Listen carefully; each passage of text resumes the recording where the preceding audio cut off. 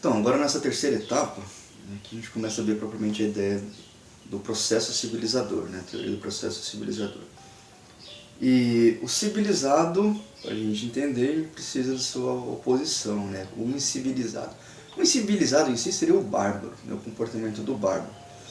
Mas isso que eu vou falar aqui, essa diferenciação entre o que é ser bárbaro e civilizado, aliás, só vale quando pensar em grupos de indivíduos, né, grupos de pessoas, nunca o indivíduo sozinho, tá? Então, um indivíduo sozinho, o que ele faz sozinho, não interessa à sociedade, à sociologia, tá? O que ele faz pelado, o que ele faz em quatro paredes, não tem, digamos assim, regras, tá? As regras aqui que a gente vai analisar, os padrões de comportamento, quando o homem está em sociedade, não sozinho. O civilizado, então, ele cria um efeito, né? Ele tem um efeito que é a criação de um padrão de repugnância. Então, ser civilizado busca uma diferenciação, tem uma repugnância daquilo ou com relação àquilo que não é visto como civilizado. Então, afasta ou aproxima pessoas, tá? Do quem é civilizado com quem vê um comportamento que não é civilizado. Tá? Ele vai se afastar e se aproximar daquelas que têm um padrão semelhante. Então, a incorporação dos padrões de civilização nos gera repugnância de comportamentos exógenos. Então, esse padrão de comportamento não é algo natural. Tá? Vamos tomar muito com a palavra aqui natureza. Ele é uma causa externa que foi incorporado e nos parece ser natural, ou seja, parece ser a regra que tem que ser seguida, né? E realmente, em alguns ambientes, a regra tem que ser seguida, mas porque houve uma formação social para isso. Em outros lugares pode haver uma outra formação social. E nós temos também a construção do hábito, né? Porque o que é o hábito senão uma regra de comportamento que são introjetadas, que faz que as pessoas atuem de modo mais ou menos automático. Então nós temos a construção da sensibilidade e a difusão do embaraço, né? Ou seja, o comportamento do outro acaba te atingindo, né?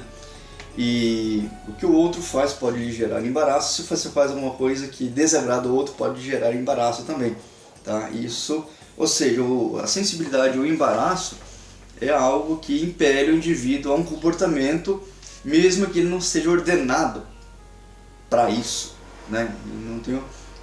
Não sofra o imperativo para isso, tá? Essa então compulsão externa do hábito sobre o indivíduo é o que o Freud vai chamar depois de superego, tá? Que é essa pressão social explícita ou implícita para como a pessoa vai se comportar. Então, com o conceito de civilização, nós temos aí a necessidade do controle das emoções e a disciplina do comportamento, tá?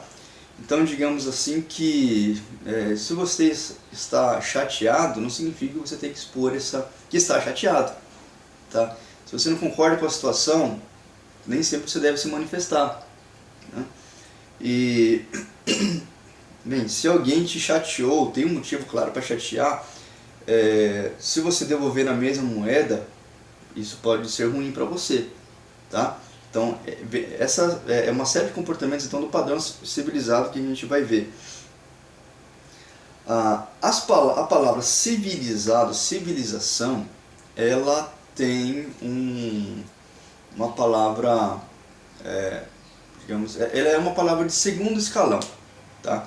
Que ela é derivada de uma outra palavra que não tem um sentido direto, mas que se cruzam, se interligam, que é a palavra civilização, a palavra cortesão, tá? E a palavra, você tem a pessoa civilizada e a pessoa cortês. A palavra cortês vem de corte, tá? A corte do rei, tá? A corte da nobreza. Então é dentro dessa formação social de uma elite europeia da Idade Média, tá? Digamos que as pessoas se reuniam na corte, e aí na corte aos poucos foram surgindo hábitos que impeliam as pessoas a ter um comportamento diferente da que estava habituado, né? E seguindo um seguinte padrão de controle, de afastamento das nossas características mais animalizadas para algo mais, eu posso utilizar até mesmo artificial, né? Ou de um padrão que ele é mais controlado, previsível, menos agressivo, né? E escondendo um pouco as nossas funções corporais. Já já eu retomo tudo isso. Então, o civilizado ou o cortês são maneiras de distinção social, de diferenciação. Inclui e exclui do grupo e seu reconhecimento pelos integrantes. Tá?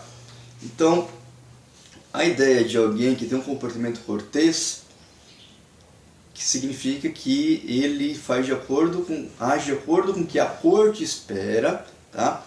Então, se ele pertence à corte, ele pertence a uma aristocracia, a uma nobreza, pelo menos está próximo de, logo vai estar diferenciando-se do povão. Tá?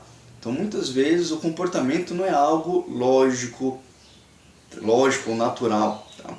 Mas é algo que vai diferenciar, né, o bom comportar para um grupo, né, de outros, tá? Ocasionando a diferenciação social.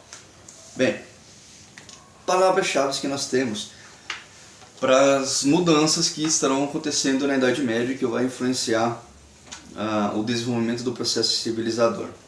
A palavra é cavaleiro e cortesão. Tá? O cavaleiro, ele vai ser inicialmente então um guerreiro, tá? Desses guerreiros que vão conquistar terras.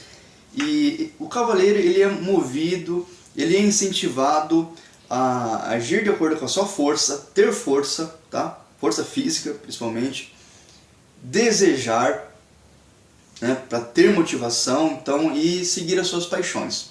Tá? Então alguém, digamos, bastante impulsivo. Tá?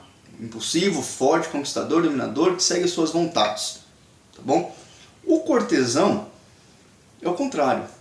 Tá? O cortesão vai buscar resolver as coisas na conversa, busca bons modelos, e o seu comportamento gera uma previsão. Sabe como que um cortesão vai se comportar em determinadas situações. Já o cavaleiro, ele pode se revoltar e partir para cima e dar porrada. Tá? O cortesão não vai fazer agressão física, tá? Porque isso é feio, porque isso é coisa de animais. Tá? O cavaleiro está nem aí, né? O cavaleiro é sua vontade e pronto. Tá? Então não vai levar desaforo para casa. Daí que vem tem muitos desenhos, já assisti, os duelos, né? Tem um problema, tem uma desavença, vem pro duelo, né? Puxa a espada e vamos resolver isso agora, né? Ou seja, quem é mais forte vai mandar. Acabou. Né? Então, o cortesão, quem pertence à corte, e aí vem o conceito de cortesia, né? Da Idade Média. É o conceito de cortesia. Um conceito que reúne a autoconsciência da classe, ou seja, de quem pertence à corte, da nobreza que pertence à corte. Depois que se espraia, então depois desse comportamento cortesão, mais refinado, se espraia para as classes baixas, perde o seu sentido e ganha de civilização, que já vai se expandir na Idade Moderna, tornando-se universalizante. Então, cortesão que pertencia à corte, esse comportamento da corte. Uma vez que ele atinge as classes baixas, tipo burguesia, que era uma classe baixa naquele momento, na Idade Média, ele vai perder, digamos, a sua exclusividade de só pertencer à corte e vai querer pertencer a todo mundo, né? Todo mundo tem que se comportar dessa maneira, ou espera-se que todo mundo se comporte dessa maneira. Por isso, ele ganha em tom de universalização. Tá? Todos podem ser como nós, se seguir essas regras que nós usamos, que nós exigimos que todos sigam. E aquele que não seguir vai ser bárbaro, vai ser o gentil, né? Gentil no sentido aí como eram tratados os indígenas, né? O problema do indígena é que tem que deixar a sua cultura para seguir uma cultura só, né? Um padrão cultural só, o do homem civilizado europeu. Tá? Então aqui é válido para os próprios europeus e para povos não europeus. Esse padrão civilizado que vai surgir. O comportamento civilizado. Tá? Vamos ver aqui alguns efeitos que essas exigências externas ao sujeito, né, geram? A necessidade de controle, repugnância, ou seja, eu não gosto do que as regras mandam, eu me afasto daquilo que é um comportamento, digamos, errático, né, repugnar. O embaraço, né, se a própria pessoa percebeu que fez algo errado, segundo aquelas regras, e o momento da ansiedade, né, porque, digamos, as divergências agora não podem ser resolvidas na base do impulso, na base da agressividade. Então a necessidade de contenção. Alguém falou alguma coisa que eu não gostei e não posso sair metendo a porrada. Então vou ter que trabalhar isso na minha mente. Então isso automaticamente aumenta a ansiedade. O que é a ansiedade? Um dos efeitos da ansiedade é o aumento da frequência cardíaca, né?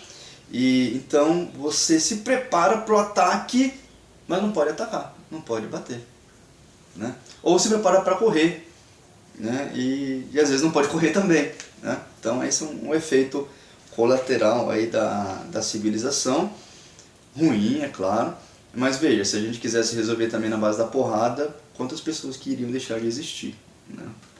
Por causa desse comportamento menos regrado, né? Menos civilizado. Bem, e aí nós vamos falar então dessa questão de agressividade, alimentação. Da alimentação é bem interessante, porque inicialmente as pessoas comiam com a mão, né? Se dava para segurar o alimento com a mão, comia com a mão, ou com colher, ou dispensava a colher, colocava em algum recipiente, né? Se era líquido, chupava aquele líquido, né? Empurrava com a mão as partes sólidas e pronto, resolvia o problema. Então aos poucos vai afastar nossas mãos do alimento pronto para comer, tá? E as funções corporais, que aí às vezes nós consideramos normal, como agir, mas que vem de uma construção. Então como lidamos com o catarro, como que lidamos com a flatulência, né? E com a sexualidade? Bem, uma pessoa que atuou bastante para a difusão de padrões de comportamento, as boas maneiras, né? Como educar boas pessoas, foi o padre pedagogo João Batista de La Salle, né? Nós temos a rede La Salista no Mato Grosso bastante forte na educação, né? O La Salle foi o autor do livro As Regras do Decoro e da Civilidade Cristã. Então ele pega essas regras que já estavam comuns, né, que ele aprendeu na sociedade de corte, para ensinar, né, as classes mais baixas, né? Quais seriam elas? A burguesia e a nobreza provinciana, ou seja, a nobreza que não pertencia, não frequentava a corte principal, tá? Ensinar essas boas maneiras, associando então ao cristianismo, que uma das coisas que eu tentava promover, o pacifismo, né, que é uma das características do cristianismo. Bem, vamos falar da agressividade. A agressividade era parte da estrutura social da Idade Média. Então era central, então as pessoas eram agressivas, resolviam as coisas na porrada, não levavam desaforo para casa, tá? E fazer guerra, a guerra não era em si considerada algo totalmente ruim, tá? Porque a guerra era um momento que colocava sua vontade, sua paixão, considerava todas as suas energias contra um inimigo, tá? Que estava desafiando, tá? a sua própria existência. Tem uma frase bem interessante que eu vou ler aqui, que até nos faz pensar que a Igreja Católica não tinha o domínio intelectual de todas as pessoas. Claro, era a principal instituição, oferecia muita influência, mas não conseguia dominar todos os lugares, né? Tanto é que vai surgir figuras aí que vão ser odiadas, né? Das bruxas, curandeiros, né? As práticas religiosas heterodoxas, ou seja, que não seguia a regra principal, e esse ambiente, ímpeto do cavaleiro, que é estar sempre preparado para a guerra, tá? E em tempos de paz os cavaleiros faziam seus jogos, seus duelos, que era para sempre estar preparado para a guerra. Olha só essa frase: não permita que sua vida seja governada pela meditação da morte. Ama os prazeres da vida. Parece uma frase contemporânea, né? Mas uma frase da Idade Média, tá? Não fica muito preocupado com o que o padre está dizendo, não. você salvar a sua alma, né? Porque você tem que se preocupar com as coisas que você tem aqui, né? Com as suas emoções, com o que você pode viver hoje, tá? E essa nossa atração para a agressividade, né? Essa nossa pulsão para a agressividade, ela é hoje canalizada para jogos esportivos, né? Então você não pode dar uma porrada em alguém, não pode ter esse prazer, tá? Nas desavenças, mas se for para um ringue, você pode dar porrada.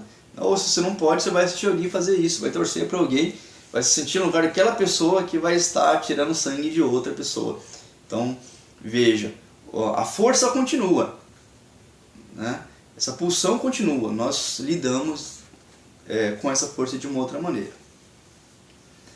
E a alimentação é algo muito interessante, que a gente vai ver no processo civilizador, porque ela vai apontar uma direção geral de supressão das características animais. Tá? Então, assim, um animal tem que comer, e se ele está com fome, ele come de modo voraz. O homem civilizado não, tem regras para comer, né? Sobretudo se afastando dessa animalidade. Por exemplo, para comer um animal tem que matar, né? E se matava antigamente com a espada, com as facas, com as lanças, tá? E a faca, então, é um objeto agressivo, de agressão, tá? De cortar a carne. A faca vai ser um objeto de tabu nas sociedades ditas civilizadas, não só as sociedades europeias, né? E na Alta Idade Média, vários momentos da Baixa Idade Média, na classe medieval, olha só que interessante, isso aqui é escrito pelo Norbert Elias. Na classe alta medieval, o animal morto, ou em grandes partes do mesmo, era trazido inteiros para a mesa. Então, vamos lá, você trazia parte de um boi, né? Percebia lá que era a coxa de um boi que estava, né? Ou ainda hoje nós vemos em jantares o porquinho lá com a maçãzinha na boca, né? Então você vê que você vai estar comendo um animal, você está comendo um cadáver, tá?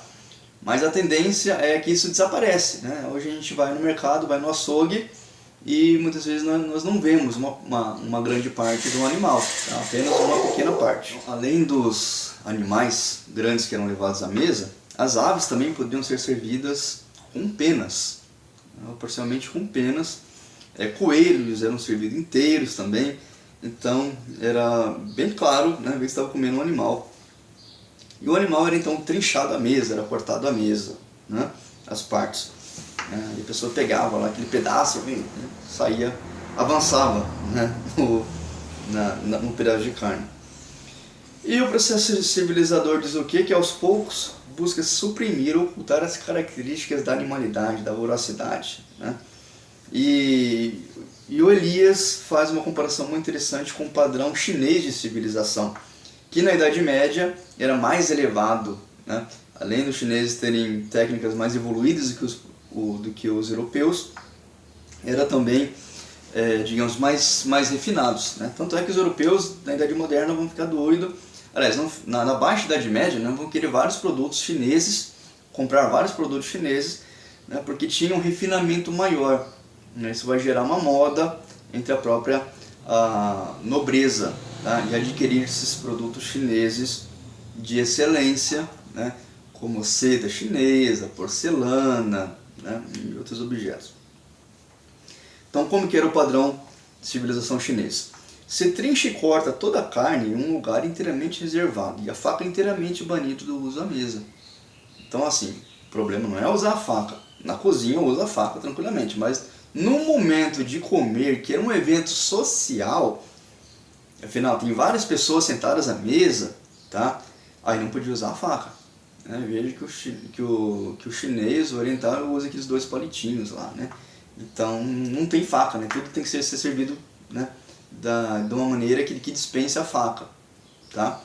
Por causa desse tabu da faca que está associado à agressividade, né? Bem, Então, na cozinha, para comer, né, podemos utilizar a faca, que é um objeto tabu, a colher, né, a colher não teve muito problema, mas nem sempre era necessário, mas né, podia ter a colher, o prato, mas uma inovação que a gente vai ver é o garfo, né, que o garfo não tem assim uma função específica, né? Que, você vai tomar sopa, você pode tomar sopa na colher, feijão, arroz, manda na colher também. A sopa, às vezes até a colher é dispensado, né? Se você sorver diretamente do prato, numa cumbuca, né? Agora o garfo, a função dele é específica, separar as nossas mãos do alimento. Então ele advém de um processo de diferenciação social e de repugnância. Se eu colocar as minhas mãos estarão imundas no alimento, tá? Então ele seria o objeto aí mais dispensável possível. E por isso foi o último a ser incorporado. Então a gente vê na alimentação, né, a construção da estrutura das emoções sendo colocadas, né? O embaraço, tá comendo errado, não faz barulho, fecha a boca para comer, ou fecha a boca para mastigar. Né? Embaraço, vergonha, tudo isso leva a um aumento da sensibilidade, juntamente com a compulsão de policiar o próprio comportamento, né? E também o comportamento do outro. Né? Quando você diz ao outro que está errado, você está fazendo uma função aí do superego. Tá? E nós temos também o sentimento de vergonha que surge nesse período. Né? Não é que surge nesse período, né? Mas que toma proporções muito grandes. Porque a vergonha é um sentimento moldado socialmente. Por exemplo, não havia preocupação com a nudez antes da Idade Média. Né? Ser visto nu não era um absurdo, né, que poderia acontecer. E nós temos construção de tabus sexuais com relação à iniciação sexual e outras coisas derivadas do sexo. E também a construção social de um lugar para a prostituição. Tá? Então, as prostitutas ficaram num lugar mais ou menos afastado, né, ou recuado das... Sabe-se que tem prostitutas, mas não pode ficar muito à mostra. Tá? Inclusive, isso teve muito no começo da história de Rondonópolis, né? Muitas reclamações sobre as prostitutas que ficavam no centro, que atrapalhavam a vista das boas famílias, né? Porque isso poderia ameaçar o comportamento errado das futuras gerações, né? Ou provocar um comportamento errado. E, bem, com relação ao sexo, isso a gente tem aí, por exemplo, a agressividade, né? O estupro, né? Que vai ser cada vez mais condenado, né? Ainda hoje, além de não ser condenado socialmente, você tem... por exemplo, discursos que falavam, não, ela mereceu ser estuprada porque ela estava com roupa curta, né? Claro, apelando um pouco, né? Mas para ver que o processo civilizador continua, né? Então as regras com relação ao sexo continuam ainda sendo mais ou menos restringidas, né? E sendo uma função do nosso corpo, o sexo, nós temos outras funções, né? Por exemplo, o catarro. O catarro que nós temos, inclusive eu estou gripado aqui, me preocupava com o catarro para ele não aparecer na imagem, né? E foi criado, por exemplo, um objeto para lidar com o catarro, que é o lenço. Tá? Então nós limpamos, né, com um lenço, com uma fralda, né? Então, algo específico. Que na Idade Média você só jogava para fora, né? Escarrava e pronto. E uma das primeiras preocupações, como lidar com o catarro, se você não tem um lenço, o que você faz? Você gospe no chão e pisa e dá aquela freada com o pé, tá? Para disfarçar o catarro, né? Então o catarro foi objeto de normatização, tá? Assim como a flatulência, né? Você pode ir no banheiro peidar, tá? Mas você não pode fazer isso numa sala, né? Ou se fizer que ninguém ouça, para saber de onde que veio o barulho, tá? Então, tudo isso, digamos, aumenta a sensibilidade, as pessoas estão cada vez mais incomodadas, tá? E o cheiro acaba entrando aí, digamos, o cheiro é natural, é natural nós exalarmos um cheiro. Mas a civilização, ela normatiza isso. Não, esse seu cheiro não é bom. Tá? Ficar um dia, começa aquela catinga de CC aí, né? Então você acaba sendo um objeto de nojo, tá? Você acaba passando vergonha. E por isso que o nosso cheiro tem que ser suprimido. Então veja, novamente, a direção do processo civilizador, supressão das características animais, né? Ela continua. Né? Bem, e para finalizar então, o Norbert Elias tem uma frase que é muito interessante, que essa frase permeia, né, grandes preocupações das ciências humanas, que é o seguinte: o processo civilizador foi completado, sua estrutura básica foi completada, e logo foi esquecido. Por quê? As regras foram incorporadas e são vistas como normais, naturais, todo mundo tem que agir assim. Então, esquecido no seguinte sentido, foi considerada dispensado saber da sua origem. Tá? E aí vem a sociologia e a história colocar como que as regras surgem, porque às vezes as regras nos incomodam, podem causar ansiedade, pode fazer mal para certas pessoas. E entender pode ser um processo de autoajuda, né? de ajudar a lidar com esses efeitos colaterais do processo civilizador. Porque esse esquecimento, né, gera a ideia de naturalização. Então, a naturalização das relações sociais é sempre um perigo que as ciências humanas apontam. Então, o padrão de comportamento da sociedade torna-se sua segunda natureza. Tá? E, para finalizar, então, as palavras-chave do processo civilizador que nós colocamos aqui, elas aparecem às vezes não de modo explícito, agora eu vou explicitar. Tá? Palavras-chave do processo civilizador: autocontrole, junto com ela autolimitação, que o indivíduo tem que ter, superego, que é uma compulsão externa. Nós agimos porque somos forçados a agir, somos cobrados a agir. E se não agirmos, seremos punidos socialmente por isso, passando vergonha, sendo excluídos do convívio de um grupo. Aumento da interdependência entre as pessoas, tá? Tanto para você viver em questões materiais, como também questões simbólicas, né, do pertencimento ao grupo. Aumento da competição, né, tanto no aspecto financeiro, como também, veja, por exemplo, a questão da beleza. Né, quando uma pessoa vai querer se sentir bonita, é para competir também com alguém. Tá? Deixar claro a sua diferenciação, a qual grupo ela pertence. Monopólio da força física pelo Estado. Né? Tem também o monopólio da tributação, mas da força física do Estado. Você não pode bater mais em alguém, mesmo que você tenha vontade.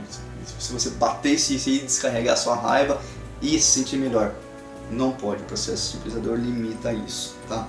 Quem só pode bater é a polícia ou o soldado, em ocasiões que a lei permite. Tá? Por isso, quem pode bater é apenas o Estado.